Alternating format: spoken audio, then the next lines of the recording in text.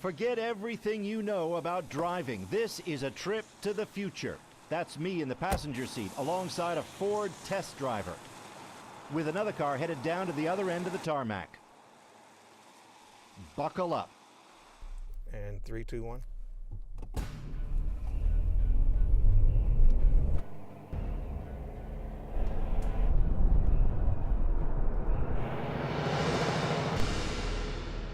Whoa. We're going to come back to that, because what happens next is something automakers around the world are betting will not only change the way we drive, but will in effect mean the end of accidents as we know them. But that's the future. First, the present. The 2012 Toronto Auto Show, with its super shiny lift up the hood and who knows what you'll find cream of the new car crop. But amid the sports cars and the hybrids, give a listen to this guy. For example, these little circles that you might have noticed along the bumpers in the front and the back. People are always asking about these, and they want to know what they do. His pitch is all about one thing: high-tech safety. If you start to veer out of your lane at all, it'll actually vibrate your steering wheel, giving you a little nudge or warning to make sure that you pay closer attention to what's going on. Pick almost any brand, and if you know where to look, you'll see it. Blind spot cameras on side view mirrors, sonar in the rear view mirrors, and dashboard displays on steroids. With this 2012 Volvo, it's not what's under the hood, but in front of it. See that?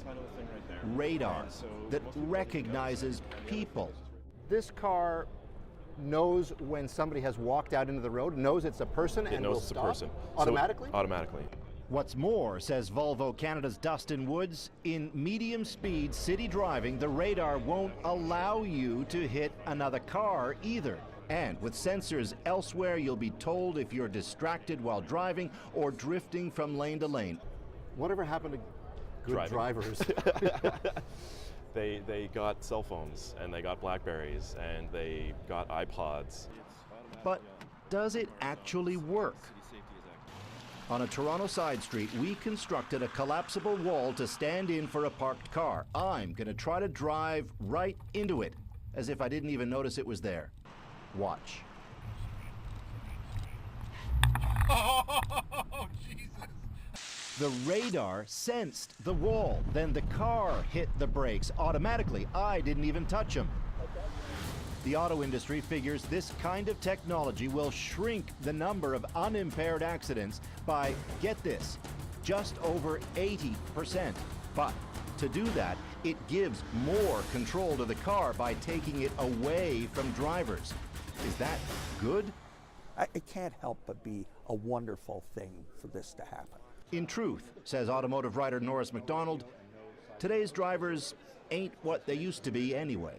They are texting their friends, they are calling their families to say they're going to be late getting home for dinner, and all of these things take your mind off what you're supposed to be doing, which is driving carefully and driving safely. And so if technology has to save drivers from themselves, we're all going to be better off for it. Not convinced it's all for real? Well, you may have heard of the Google car, a so far so good driverless test vehicle in California. And check this video from Volvo in Europe. With Wi-Fi technology, that first car electronically links itself to the truck like a magnet. The second car links onto the first, and so on and so on. It's called platooning. And though it's still being tested, check it out. No hands. So if I want, I can start to open up my iPad and, well, I can check my email if I want. It's no problem. The car will take care of the rest. Imagine if all cars did this. Goodbye traffic jams, no more road rage. And it's technology like that that they're testing back at Dearborn. And 3, 2, 1. Remember our two cars speeding straight toward each other? Here's what happened next.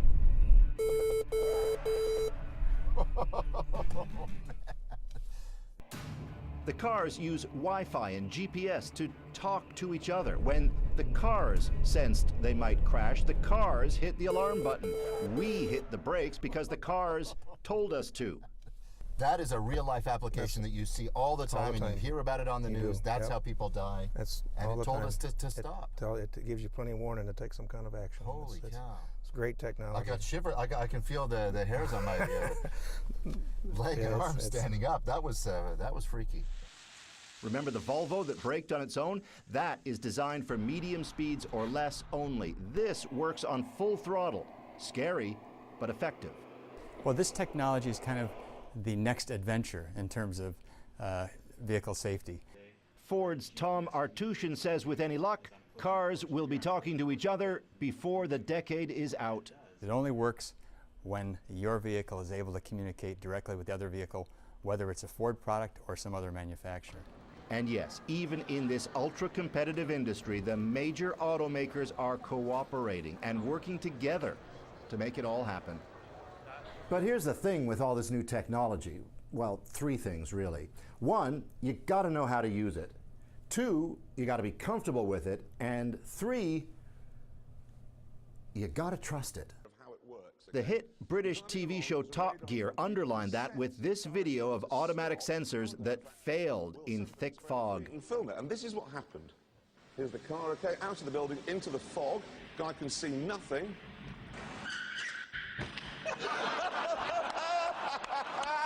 Look at it! Oh, I just love it when things go wrong. There was no mercy for Mercedes. A little hot under my collar. And it has some wondering, is it all too much, too fast? And there's what is the red? At the Massachusetts Institute of Technology, Brian Reimer has been studying all this in-car gadgetry. If your trust in technology was great enough, close your eyes. Now, is that the model we really want? Not sure. Because I can tell you the distraction debate that's in the news now only gets exacerbated by the functionality and the workload you take away from the operator through automation. He wonders, might such technology make drivers think that if cars can't crash, it's okay to speed? Or that if cars can talk to each other, that it's safe to overtake even when you're not supposed to? The technology will work 98% of the time. 99. 99.9. When you do the math, though, no matter what we develop at this stage, it's not perfect. Reimer questions whether drivers are even ready to absorb all this. Seeking answers, we hit the streets of Boston in a Lincoln with hands-free automatic parallel parking at the push of a button. Stop, remove hands from wheel, Okay. put car in reverse. Put car in reverse. Well, almost automatic. reverse. Drivers also work the gas and the brakes, but the car does the rest. Hey, look at that. This is, as you get close to the vehicle behind you, Oh, you can yeah, look right. at it, you See, can hear it, that's yep. and you hear the tones increasing Yep. as you get closer. Then he straightens Pull out. forward, Whoa. all done. Put it. Perfect. Except it was so mesmerizing that when we did it again, Straightens Stop, out. stop, stop, stop. I forgot to hit the brakes. See the technology and saying how cool. Yeah. I lost all situational awareness. Once you get the hang of it, it's fine, but Stop. there's a learning curve. This is a great illustration of automation as it's hitting the vehicle. Well-developed technology, performs very well. But how do we get people to understand it and use it? We still haven't conquered that. Back at the auto show, all this high-tech safety brings some old-school raised eyebrows. For me, I like to drive a car that I can feel the road, I can control it, I like to control it. If you have all these cars doing all these things for you, how do you learn how to drive anymore? If the car's parallel parking for you, sooner or later you're going to have drivers that don't know how to parallel park. So if that feature breaks down, what are you going to do? Might people think they don't have to pay as much attention when they're driving if they've got these things? We're in hoping there? not. It might seem to some people that this would enable that. Yeah. That if your car is going to stop if somebody walks out, or if you drift into Yeah. another lane, then I can It's true. drink a coffee and talk on my cell phone, you know? It's true. Well, that's the idea of the cars communicating with each other, and rather than just one car talking to the next. So it's not meant to replicate, to take away from people paying attention while they're driving. We just realize that people are not paying attention as it is. Designed simply to improve safety, say automakers. And like it or not, says Norris MacDonald, it is coming.